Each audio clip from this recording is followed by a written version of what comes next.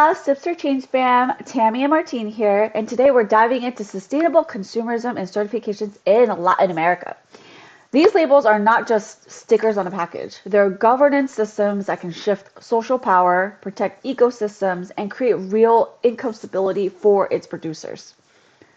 Exactly. And LATAM is not just following global trends, it's one of the regions shaping what ethical trade and sustainability look like on the ground.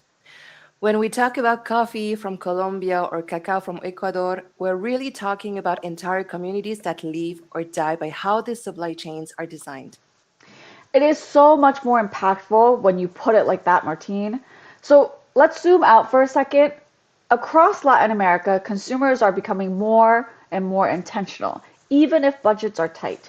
People care about plastic waste and deforestation and labor conditions, but they also need affordability and trust. So these certifications are these shortcuts that help tell you this product meets a minimum ethical standard without you having to audit them yourself. And there's a real shift from nice to have to need to have. Retailers and brands are learning that younger consumers in cities like Sao Paulo, Mexico City, Bogotá, and Buenos Aires want proof of impact, not just green color palettes on packaging. They're looking for labels, QR codes, and stories that tie what's in their cart to what's happening in coffee growing regions or forest communities. Awesome. So let's start talking about organics. Every country or region has their own protocol for what qualifies as organic. Most often, when people hear the word organic, they usually think means no pesticides. But in Latin America, the story is much richer and more complex. Countries like Brazil, Mexico, Argentina don't just copy international organic rules, they integrate them into their specific farming traditions and local ecosystems and social realities to create organic regulations that truly fit their realities. Take Brazil, for example. Its national organic system is called the Sistema Brasileiro de Avaliação de Conformidade Orgânica, SisOrg, run by the Ministry of Agriculture. It is the official government way to prove your products are truly organic, meaning no synthetic pesticides, no chemical fertilizers, and no GMOs, and practices that build healthy soil and biodiversity. It's like a national seal of approval that lets you sell organic legally across Brazil and even export, covering everything from small family farms to big processors. The Ministry of Agriculture oversees three ways to confirm organic quality. The first one is audit certification. This is when an independent certifier reviews the entire operation using internationally recognized procedures. If everything is in compliance, then the product receives the SisOrg seal. The second option is the Participatory Guarantee System, or PGS. In this system, farmers and their participants work together to evaluate and take responsibility for following the rules. It's a collective approach to ensuring organic integrity. And the third system involves social control organizations, which are groups registered with the ministry. These organizations support family farmers who sell their organic products directly to consumers. In this case, the farmer doesn't need formal certification, but they must still follow all of the organic rules and be monitored by the organization. Regardless of the system used, registration with the Ministry of Agriculture is mandatory for any product to be recognized and sold as organic. Now, what can cause a producer to lose that certification, Tammy? Certifications can be suspended or canceled whenever a producer breaks the rules laid out in the regulations. If any oversight body, whether it's a certifier, a participatory group, or a social control organization, finds any inconsistencies, they will withdraw their recognition. Additionally, the Ministry of Agriculture itself has the authority to cancel certifications or registrations. This can happen not only for farmers or establishments, but even for entire organizations, if the ministry determines that their control methods are inadequate or unreliable. In short, organic certification is both a promise to consumers and a responsibility for the producers. It depends on strict compliance, constant monitoring, and a trustworthy system that protects the integrity of the organic products. I love that. Now, let's travel to Mexico, where avocados, berries, honey, and chilies thrive. The organic certification is run by SENASICA under the Agriculture Ministry. Their mission is the organic sector is straightforward to make sure that anything sold as organic truly follows the standards created for organic production. SENASICA doesn't do the certification work alone. Instead, it relies on organic certification organizations, independent bodies that have to first prove they meet strict authorization requirements. These requirements are defined by the General Directorate of Agri-Food, Aquaculture and Fisheries Safety, or DGIAP. All of this operates under the framework of Mexican organic produce law known as the LPO. Right, and here's how the process works. Producers are only allowed to use Mexico's official organic seal, the seal of the Secretariat of Agriculture and Rural Development, after a certification organization verifies that they comply with the law throughout the entire chain: production, processing, and commercialization. In other words, every step must meet organic standards before that seal is granted. So, what does the regulatory framework actually require? The LPO lays out the essential rules for organic production. This includes where the seeds come from, how crops and animals must be managed, and what kinds of inputs can or cannot be used, and even how farmers should handle nutrition, pests, and diseases. It also establishes minimum requirements for verification and certification, including the use of the national emblem. These rules serve a bigger purpose. They help ensure that organic products can be clearly and reliably identified in both Mexican and international markets.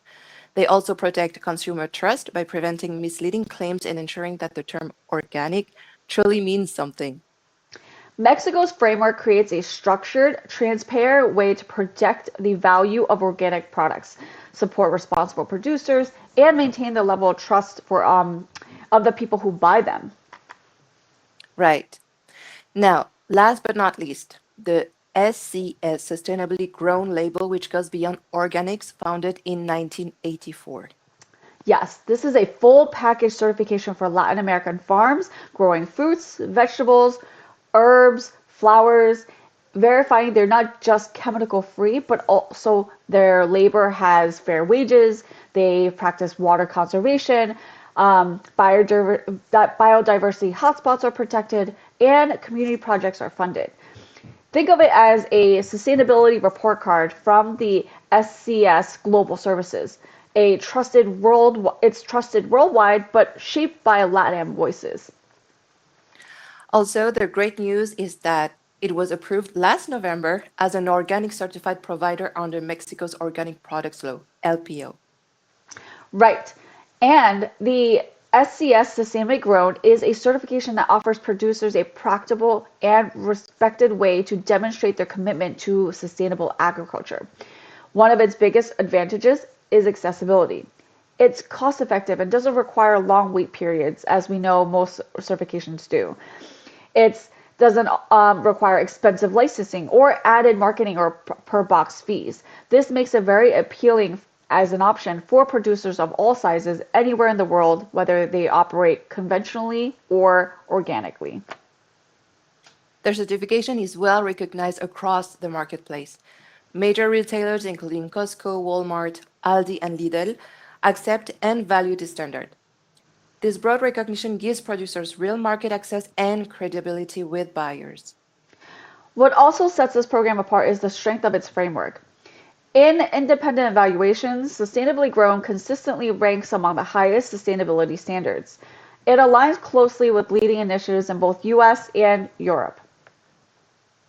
In addition, the certifications meet the expectations of the Global Social Compliance Program, and it is recognized by major global players such as Unilever and other brands that rely on strong sustainability criteria in their sourcing policies.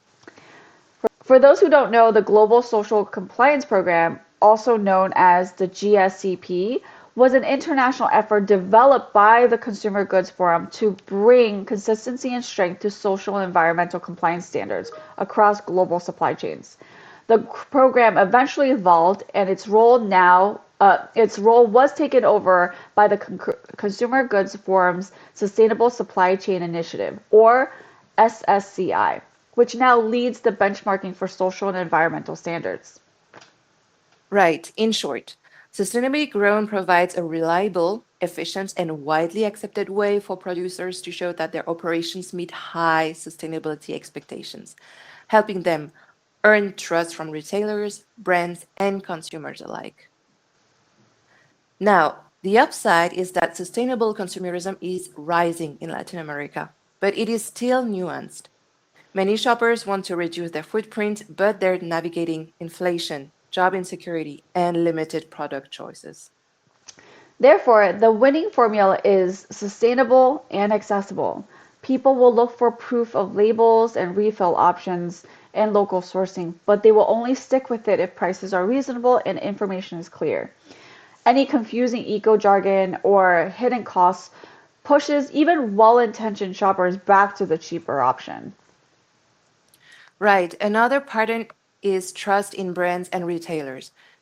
In many Latin American markets, people expect companies and stores to take the lead on sustainability, not put all the responsibility on individual consumers. So, certifications are part of that leadership. They show that a brand is willing to be checked by independent eyes. And digital is key.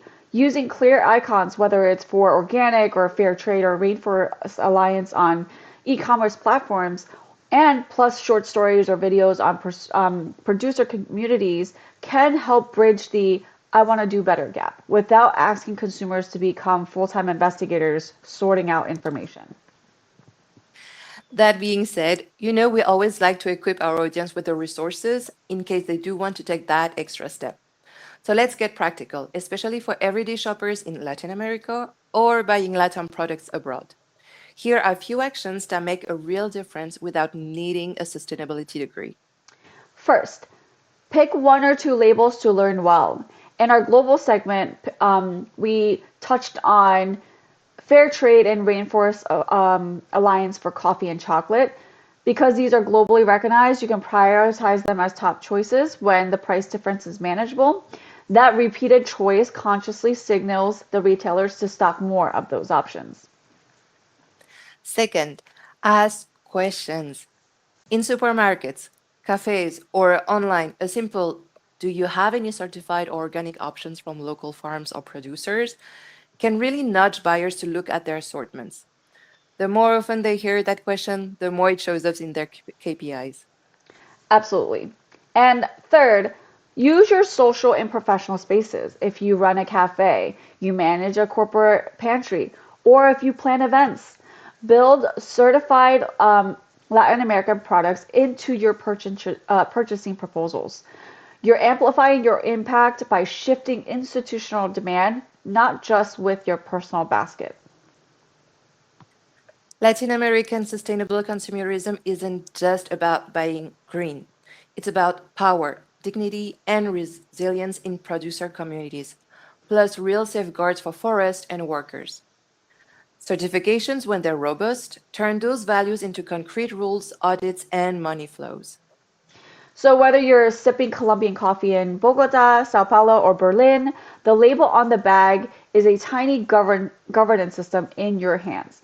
So choose wisely, ask for proof, and keep pushing brands and event organizers to make certified Latin American products the norm and not the exception. That's it for today's deep dive into LATAM sustainable consumerism. Catch our next episode where we hop over to Asia Pacific and unpack how certifications play out there.